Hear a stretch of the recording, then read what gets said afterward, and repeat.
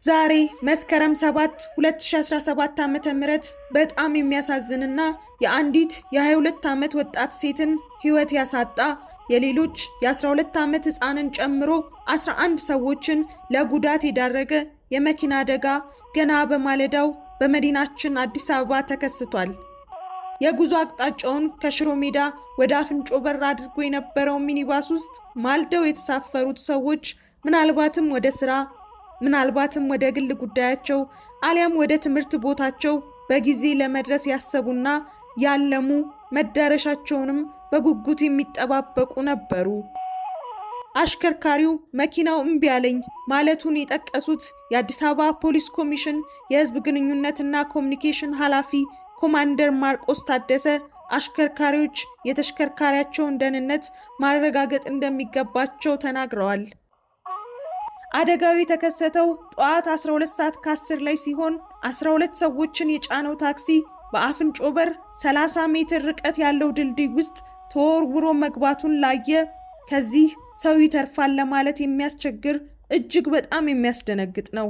ታክሲው ከደቂቃዎች በፊት በሰላም እየተጓዘ የነበረ ሳይሆን ተጨፍልቆ የተጣለ ብረት ነበር የሚመስለው።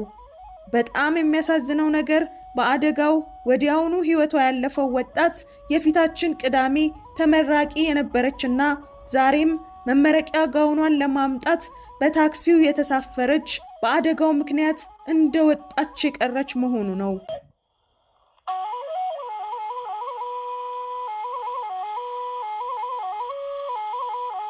በመኪናው ተሳፍረው የነበሩት 6ቱ ወንዶች 6ቱ ደግሞ ሴቶች ሲሆኑ የ12 ዓመት ታዳጊም ትገኝበታለች። ተጎጂዎቹ በተለያዩ ሆስፒታሎች የሕክምና እርዳታ እያገኙ ሲሆን ፖሊስ የአደጋውን ምክንያት እያጣራ እንደሆነ ገልጿል። አዲስ ዓመትን ከተቀበልን ገና በአንድ ሳምንት ውስጥ የሰማናቸው የመኪና አደጋዎች እጅግ በጣም ልብ የሚሰብሩና አንጀትን የሚያላውሱ ናቸው። ከትላንት በስቲያ ወጣት ኢብሳ ጉተማ ወደ አዳማ ከተማ በመሄድ ላይ በነበረበት ወቅት የገጠመው እጅግ አሰቃቂ የመኪና አደጋ ህይወቱን ማጣቱ ይታወሳል።